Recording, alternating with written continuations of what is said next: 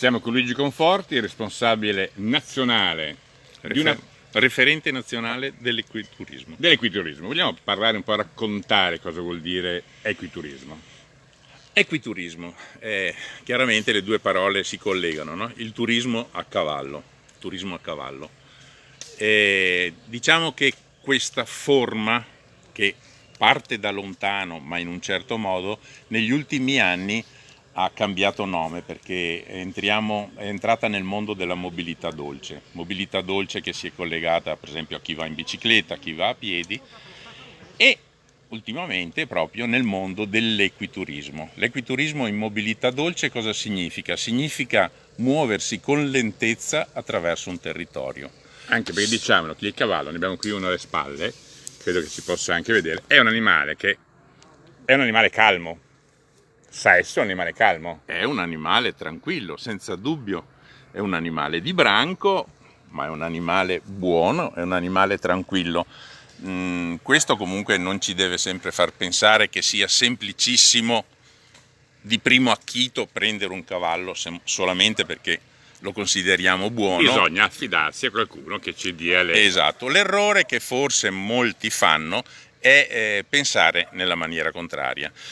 Invece, per iniziare a fare della buona equitazione di campagna in sicurezza, innanzitutto bisogna affidarsi a chi ti può preparare a fare questo, quindi una buona tecnica equestre, conoscere questo animale in profondità, conoscere la sua etologia, dopodiché questo animale ci darà la possibilità veramente di divertirci coprendo grandi spazi, ma come dicevo prima, coprendoli vivendo il territorio.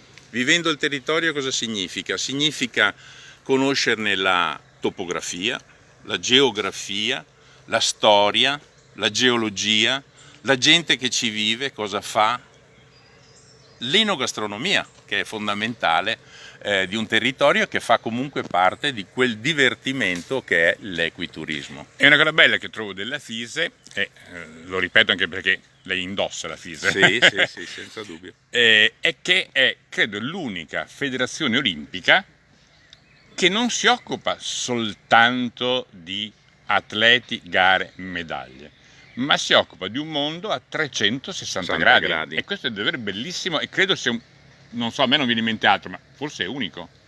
Beh, diciamo che anche nelle altre nazioni la disciplina dell'equitazione di campagna è presente in ogni federazione.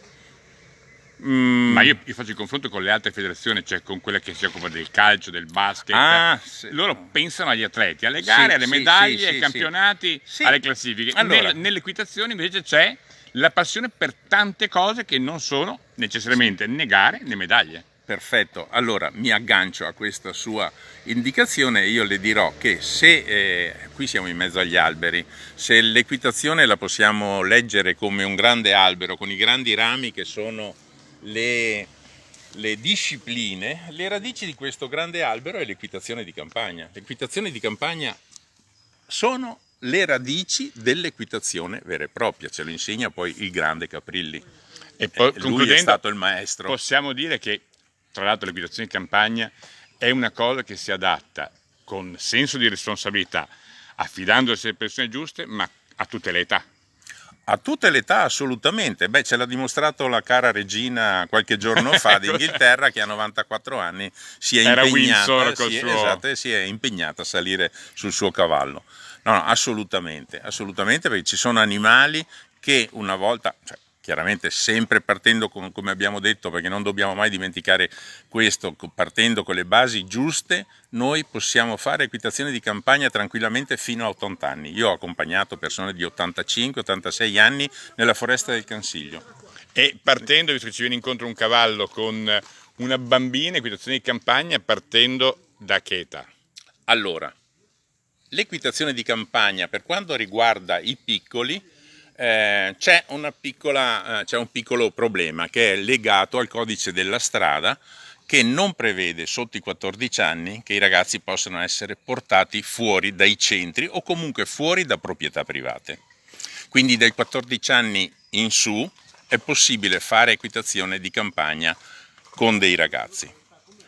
Tanto è vero che in un incontro proprio con il nostro presidente Di Paola, fatto l'anno scorso nel Veneto, era presente anche lei, gli avevo fatto questa proposta: è solo l'Italia che prevede questo, cambiamo il codice della strada e permettiamo a bambini più piccoli di poter andare e montare a cavallo, perché io faccio sempre un piccolo collegamento. Ma qui che siamo in mezzo alle colline, al verde, siamo ospiti di questa bellissima location sul Montello, qui un bambino può andare però. L'importante è che non attraversi strade dove c'è un movimento, e quindi affidandosi alla persona che giusto, sa, certo, evita. Sì, evita senza dubbio. Io ho organizzato a mio tempo, per esempio in Cansiglio, a Foresta del Cansiglio, delle giornate con dei ragazzini restando dentro la foresta. Conforti, grazie mille per averci parlato di questa parte dell'equitazione, che in un momento come questo è giusto farla conoscere per portare le persone